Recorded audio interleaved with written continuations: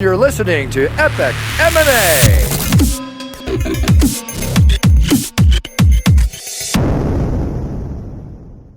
UFC 202. Woo! We got Diaz versus McGregor. Now, what is going to change since the last time? That's what I'm thinking. Right? Last time, Diaz took the fight on 2-week notice. Around that time, I think. And he had a full training camp, McGregor. So, what is going to change? I think, though, at the weigh-in, McGregor already lost the fight. The same as with Holm and Ronda Rousey. When Rousey got really angry at the weigh-in, something was off because she was never like that before. She realized that Holm didn't care at all. She was there and she was going to be in her face. So she got angry about that. This time happened the same thing with McGregor and Diaz. Remember Diaz with the stare down and standing, and suddenly McGregor hits his hand really hard. He gets angry and I go, first thing I said, he's going to lose.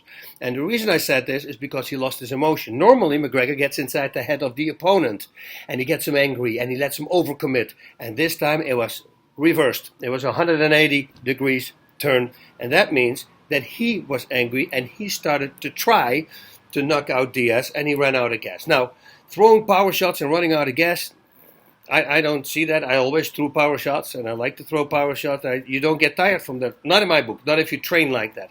Now, I know he was angry and he was overcommitting, and that's what probably makes you angry. Also, the misses, the hits.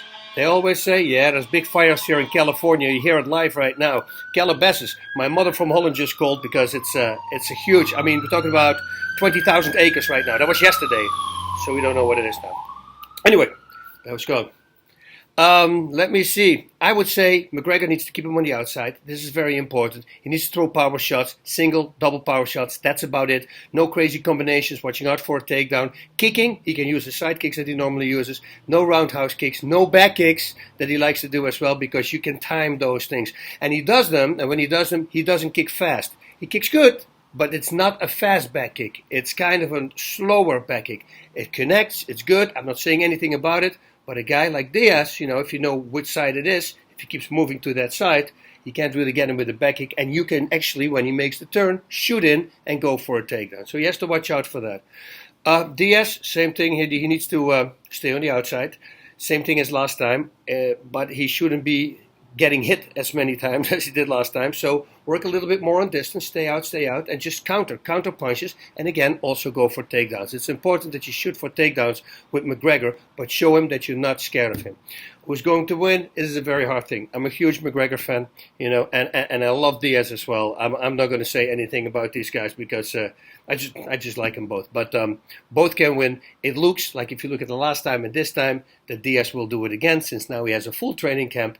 And that just affects when McGregor will get a little tired in his head, he's going to know, and a little voice is going to tell him that Diaz this time has even more stamina than last time because he had a full training camp. Those are little voices you don't want to hear, but guess what? When you're in trouble, you will hear those voices. And then it doesn't go down like this. It goes like you crash, because once that starts entering the mind, it's a bad thing to do. I know he's very mentally strong, but he's got to keep the focus nice and relaxed. And finally, he's used to 170 pounds. I think that's going to be a difference as well. Fighting suddenly 25 pounds heavier than normal, 35. That's a big change. Well, let me see. 45? No, 25.